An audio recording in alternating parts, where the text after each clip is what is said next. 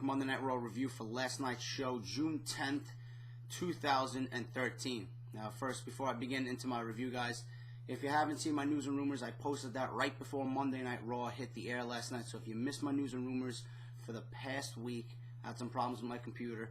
I did post that earlier in the evening last night. Click on the link down below or click on the annotation you see on screen right now.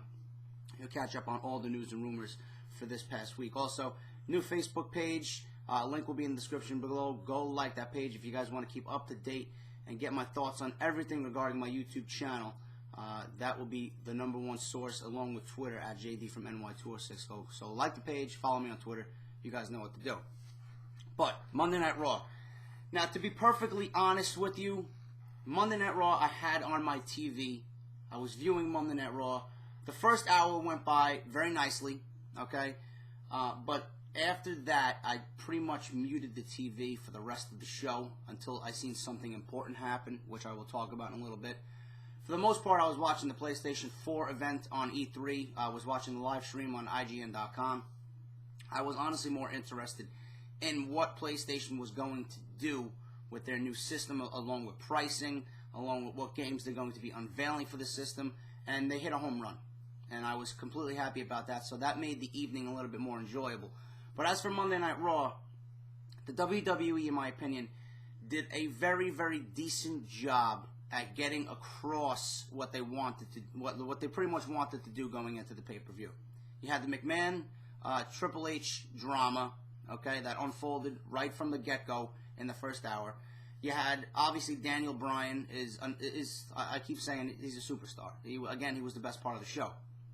And surprisingly, you had AJ and Caitlyn had an altercation in the ring that I really didn't know what to think about when it happened, because you had Biggie Langston involved, and then all of a sudden it turned into something that was like, whoa, you know, this is something actually watchable by the Divas. I'll talk about that in a little bit. And then obviously you had the Ryback John Cena altercation at the end of the show.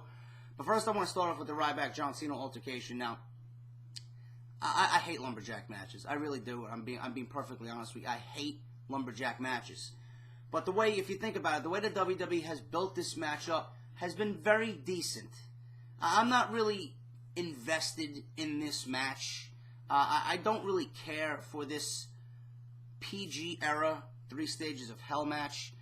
It'll be entertaining. You know, we're going to see the same shit that we see every month on pay-per-view. John Cena is going to overcome the odds. It's going to be 1-1, and then he's going to win the ambulance match and throw Ryback in the ambulance and reclaim the WWE Championship. That's what's going to happen.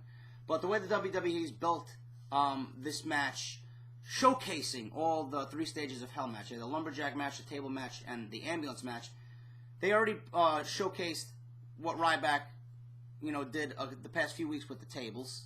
You know, they did the whole ambulance skit, you know, on Monday Night Raw, and now they're showcasing the lumberjacks, which was pretty cool. It's nice to see that the WWE has some direction, you know, showcasing all the pieces of this main event.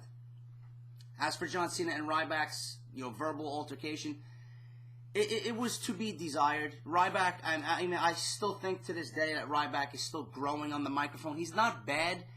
Last night did absolutely nothing for me. It did absolutely nothing for me. After last night, it just made me think that Ryback is probably better off with a manager or a mouthpiece, to someone, you know, someone to speak for him. I just didn't like the way he delivered his speech to John Cena last night. John Cena was his typical John Cena. You know, the champ is here, you know, this and that. He's going to walk through hell. Listen, I heard it all before. And one thing I did think about last night is that, you know, we're seeing less and less of John Cena on Monday Night Raw, which is a good thing. You know, I don't really like the Cena character. I respect Cena as an in-ring performer. But you see less of him, people are going to want to see him more. You know, it's like me at work. You know, you put, you know, the most hottest watch in the Rolex case at work, and if you put that watch in the case, people are going to come in and say, like, oh, you know, they have it. You know, I can come back next time, and, you know, it'll still be there. You know, when I don't have it in the case, that's when people start asking for it. You know, so that's the same thing. That's the same thing WWE should handle with John Cena. Keep him off TV. Keep him off the majority of the show. People will be wondering, hey, where's John Cena? What's John Cena up to?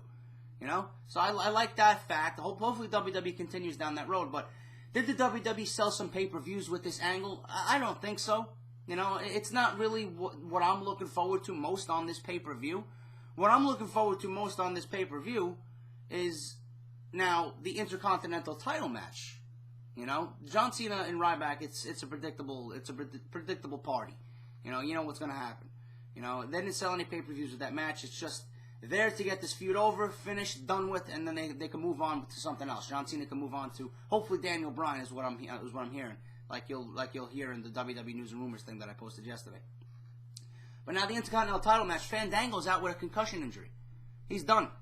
You know, they did find a replacement for him, which was kind of surprising to me. They actually picked Curtis Axel to substitute for Fandango. Now, what that tells me is that WWE was going to give the Intercontinental title to Fandango.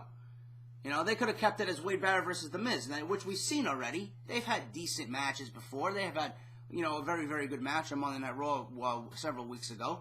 You know, they fought at WrestleMania in the pre-show. But to have that single match again, you know, wouldn't, you know, solidify that undercard match for the Intercontinental title. They wanted it a three-way dance. They inserted Curtis Axel. Now, what this tells me is that the WWE is going to continue to push Curtis Axel. You know, he's been in the main event scene. He's got his name out there. The fans know who he is, what he's about. Paul Heyman's with him. Now they're putting him in the Intercontinental title match. They possibly could be giving him a run with the Intercontinental title.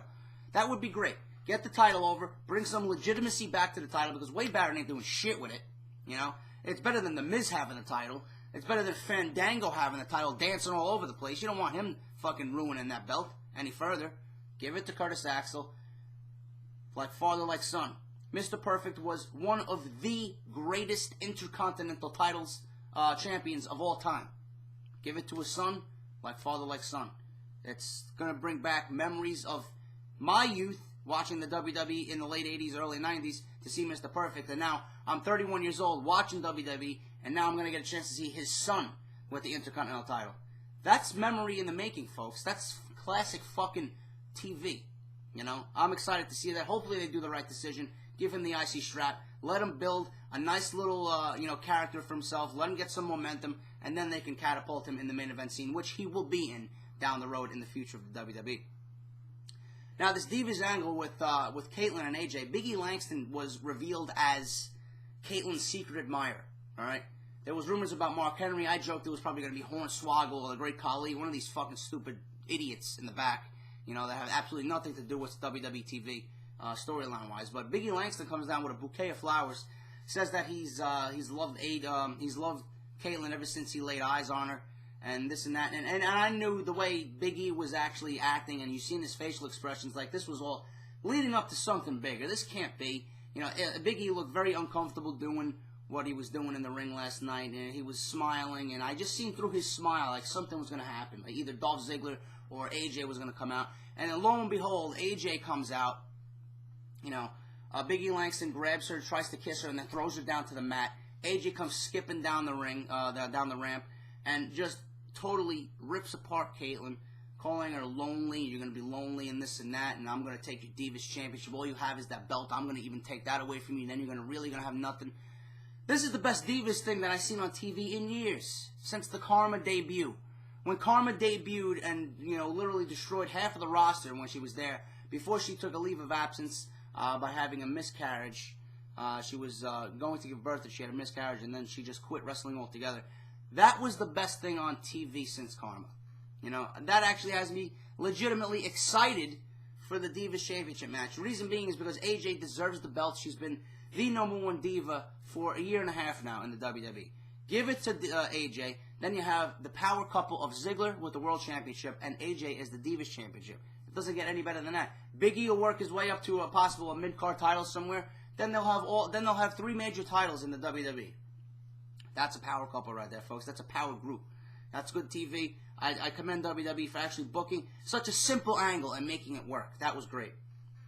And then the McMahon family drama. The first hour of the show was the best. You know, I'm really liking these first hours of these Monday Night Raws, these 3-hour Monday Night Raws.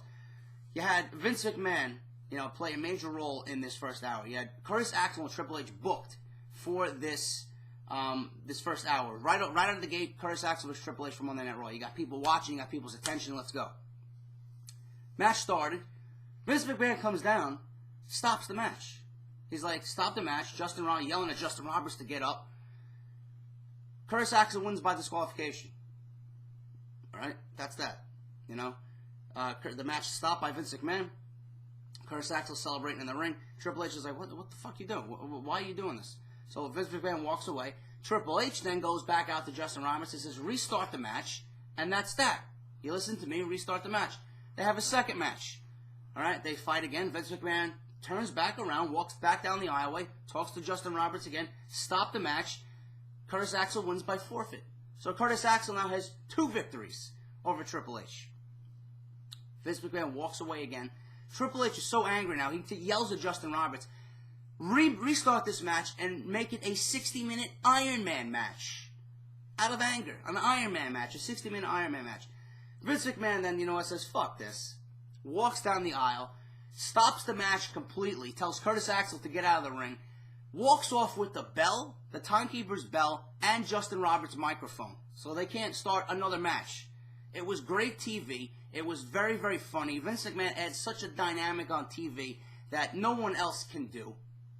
And it really got, you know, it wasn't like spectacular, but it was just very, very entertaining to see how this unfolded. You know, the interaction between Vince McMahon and Triple H and Curtis Axel. It was all great. You know, it's not the greatest storyline in the world. I'm very intrigued to see where this leads, because throughout the night there was McMahon family drama. You had Stephanie McMahon crying. You had Triple H threatening to beat up Vince McMahon. Then you had the apology, middle of the show. They try to hug it out. Vince McMahon, officially gave Triple H his match with Curtis Axel. Then Triple H said, "You know what? You're right. You're right about this entire thing. I don't need the match with Curtis Axel. Just call it off." Arguing back and forth, they hugged it out. At one point, I thought they were actually going to book a match between Vince McMahon and Triple H for Father's Day at Payback, but I don't think that's going to happen. You know, they really have my interest to see where this goes, and honestly, as a wrestling fan, I don't know where this is going to lead. After Monday Night Raw last night, everything seems to be, you know, okay between the McMahon family, but what's going to happen next after Payback? What's going to happen at Payback? Something may happen tonight at the SmackDown tapings. I don't know, but it's all very good TV. I mean, there was good parts to the show. There were bad parts to the show, like the second hour, again, just dragged, and that's when I was watching the PlayStation 4 event. The second hour just bored the shit out of me. The third hour is where you had Daniel Bryan fight Seth Rollins, and then Randy Orton fight Roman Reigns. You know, the Monday Night Raw also did a good job at developing the undercard for Payback. You know, that was another thing WWE did right. You had, now you have Randy Orton and Daniel Bryan teaming up together to fight the Shield for the Tag Team Championships. Vicky Guerrero actually left Kane out of that equation and is going to put Kane in a United States Championship match against Dean Ambrose. Dolph Ziggler returned last night on Monday Night Raw to interact with Chris Jericho. Chris Jericho talked about his match with CM Punk. Could have did a better job about hyping Punk up returning, but as far as I'm concerned, I'm sticking to my guns. I don't think Punk is going to show up on Sunday. That's just my honest opinion. Even though it is in Chicago, most likely he will show up, but there's something in me that says he's not going to show up in Chicago. I just have a feeling.